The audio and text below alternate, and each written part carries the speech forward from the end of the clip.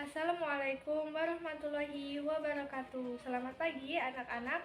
Semoga kita semua senantiasa dalam lindungan Allah Subhanahu wa Ta'ala. Tetap jaga kesehatan ya.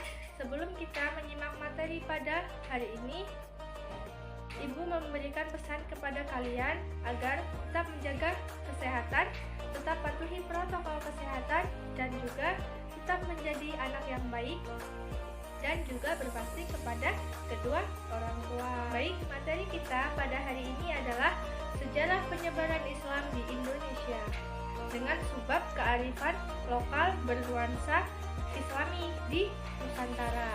Nah, kearifan lokal bernuansa Islami di Nusantara ini apa saja sih? Yang pertama, ada wayang. Yang kedua, qasidah. Yang ketiga, ada hadroh.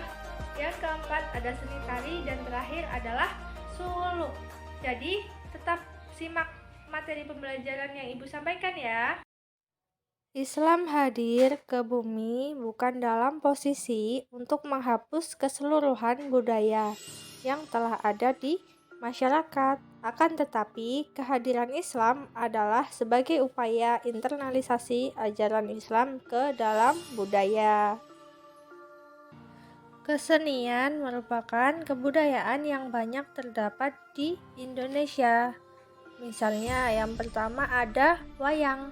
Wayang menurut bahasa berasal dari kata wewayangan, artinya bayangan orang atau benda. Dikatakan demikian karena yang melihat pertunjukan hanya dapat melihat bayangan wayang yang dimainkan oleh dalang. Jadi, pemain wayang disebut dengan nama dalang. Dalang secara bahasa berasal dari kata dalla yang artinya menunjukkan. Fungsi dalang adalah menunjukkan jalan kebaikan sebagaimana yang dilakukan oleh Sunan Kalijogo dan juga Sunan Kudus. Wayang dikenal oleh bangsa Indonesia sudah sejak 1500 tahun sebelum Masehi. Karena nenek moyang kita percaya bahwa setiap benda hidup mempunyai jiwa. Maka jiwa tersebut dilukis dalam bentuk gambaran atau bayangan yang disebut dengan wewayangan dan juga disembah. Nah, kemudian itulah menjadi sebuah kepercayaan yang dinamakan kepercayaan animisme. Dahulunya, wayang digunakan sebagai alat sesembahan.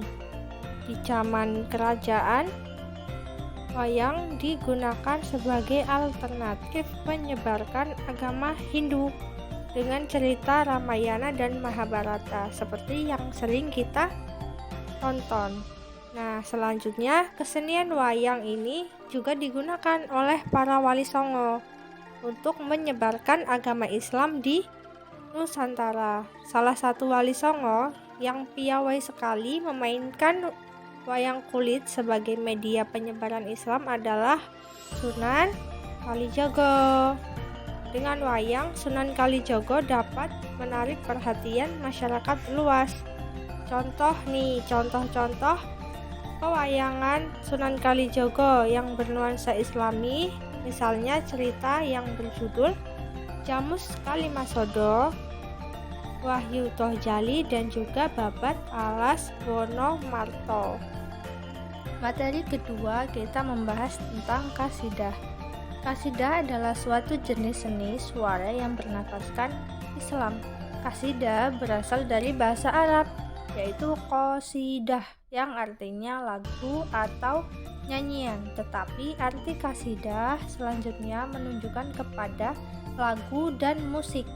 Jadi lagu dengan syair-syair yang bertemakan agama Islam. Lagu qasidah ini banyak mengandung unsur dakwah Islamiyah, nasihat-nasihat yang baik, shalawat Nabi, dan doa-doa.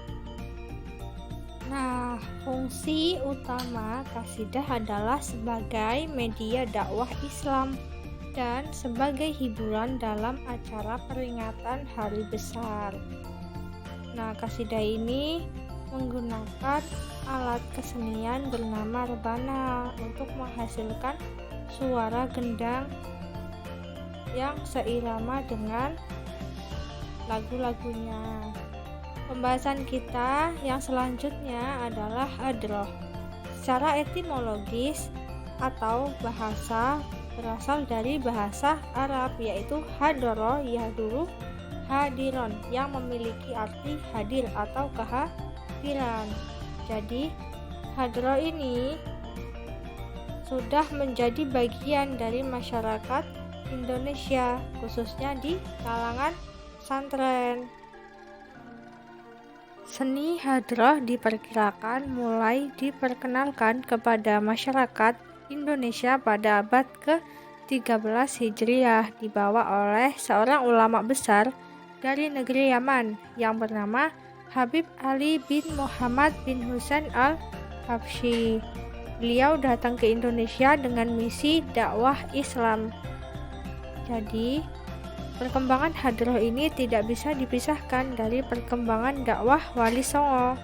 Menurut adat, tiap tahun diadakan perayaan Maulid Nabi yang diramaikan dengan rebana menurut seni Arab di Serambi Masjid Demak.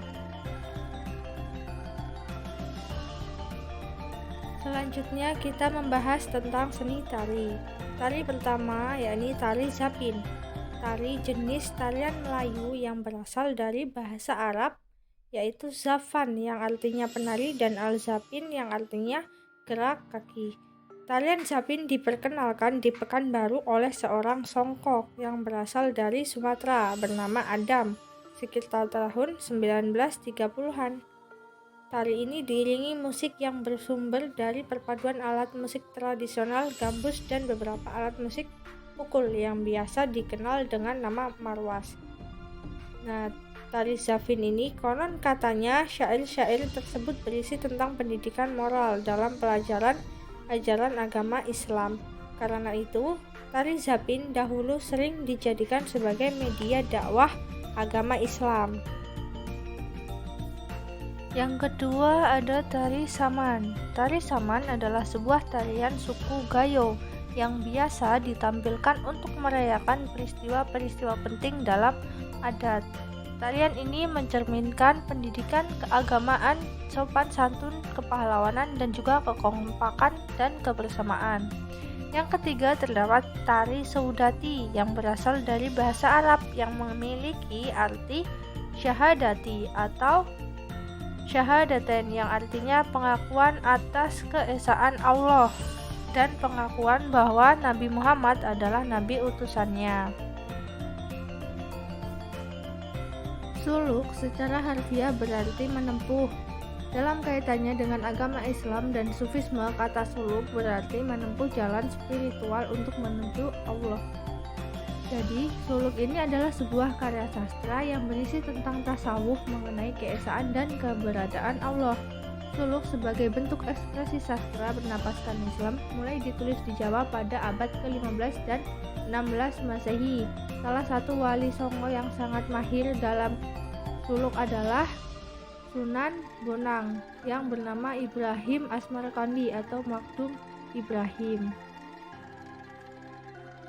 Baik, cukup sekian materi pada hari ini. Semoga kita semua diberikan kepahaman dan juga diberikan keberkahan ilmu. Ibu akhiri, wassalamualaikum warahmatullahi wabarakatuh.